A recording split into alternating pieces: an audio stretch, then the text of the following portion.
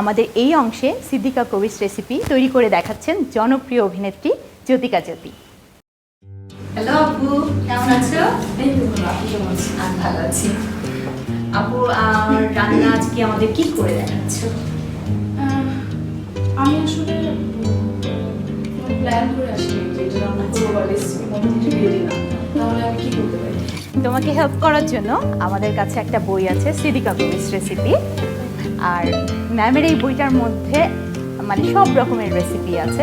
তুমি এখান থেকে একটা পিক করে নাও, আমাদের কোনটা রান্না করে দেখাবে। আচ্ছা, এখানে একটা আছে আনারসের খোসা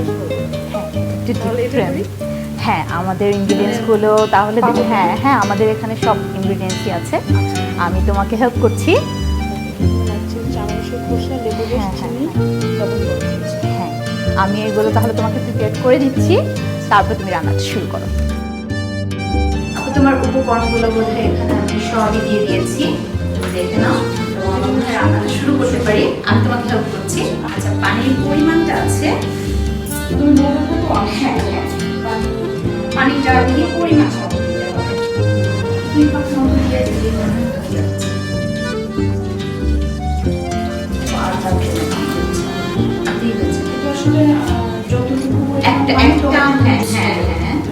একটা আনারসের খোসা তো অল্প একটু পানিটা টানবে, যেহেতু আমরা একটু বয়েল করবো।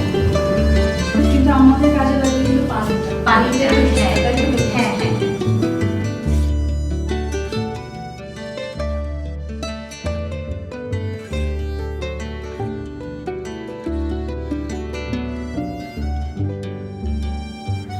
আমার মনে হয় এটা ঢেকে দিলে তাড়াতাড়ি এটা বয়েল হয়ে যাবে। এখানে ঢাকনাটা।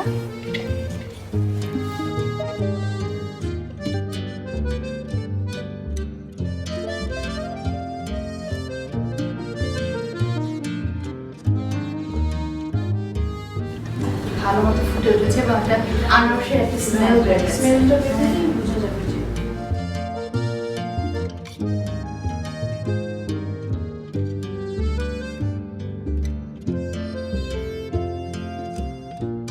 তবে চাইলে আর একটু করা যাবে, তাহলে সমস্যা। হ্যাঁ, এবার তুমি লেবুর রস দিয়ে দিবে 1 টেবিল চামচ। আচ্ছা, তারপরে হচ্ছে চিনি দিচ্ছি আমরা হাফ কাপ। পরিমাণ মতো সবগুলো আসলে যারা চিনি একটু বেশি পছন্দ করে খেতে, তারা একটু বেশি করে দিয়ে দিবে। এরপরে অল্প একটুখানি লবণ দিতে হবে, ওই আর কি পরিমাণ।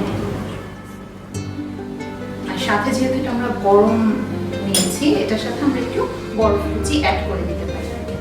ডান। আর এখানে আবার এক্সট্রা যদি তোমার দরকার মনে হয় তাহলে পানিও যেতে পারে আর কি। আর ঠান্ডা করার জন্য বরফ কুচি।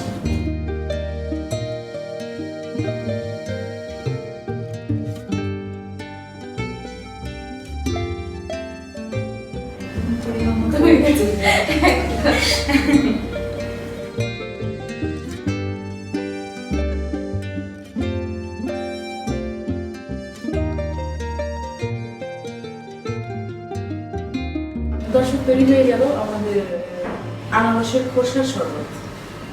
থ্যাংক ইউ আপু, খুব সুন্দর হয়েছে। আর তোমার ব্যস্ত সময়ের মধ্যে আমাদেরকে এত সময় তুমি দিয়েছো, এর জন্য তোমাকে অনেক অনেক ধন্যবাদ। এবং তোমার জন্য ছোট্ট একটা উপহার, সিদ্দিকা কবির এটা আশা করি তোমার অনেক কাজে লাগবে। আমার অনেক কাজে লাগবে, কারণ আমার এইরকম রেসিপি এক্সপেরিমেন্ট করতে খুবই মানে ভালো লাগে আর কি। তো নতুন নতুন কি আছে সেটা শেখাতে থাকে, এবং আজকে তো একেবারেই নতুন আমার জন্য। আর থ্যাংক ইউ এলটিভিকে ধন্যবাদ আমাদের ইনভেস্টমেন্টের জন্য। আপু, তোমাকে অনেক অনেক। দর্শক, দেখে নিলেন সিদ্দিকা কবির রেসিপি। প্রথমে প্যানে পরিমাণ মতো পানি দিয়ে আনারসের খোসাগুলো গরম করে নিতে হবে। গরম হয়ে গেলে ছাঁকনি দিয়ে পানি ছেঁকে নিতে হবে। এরপর তাতে লেবুর রস 1 টেবিল চামচ, চিনি পরিমাণ মতো, লবণ অল্প একটু দিয়ে ভালোভাবে মিশিয়ে নিতে হবে। এরপর অল্প একটু বরফ কুচি দিয়ে দিতে হবে। তৈরি হয়ে গেল আনারসের খোসার জুস।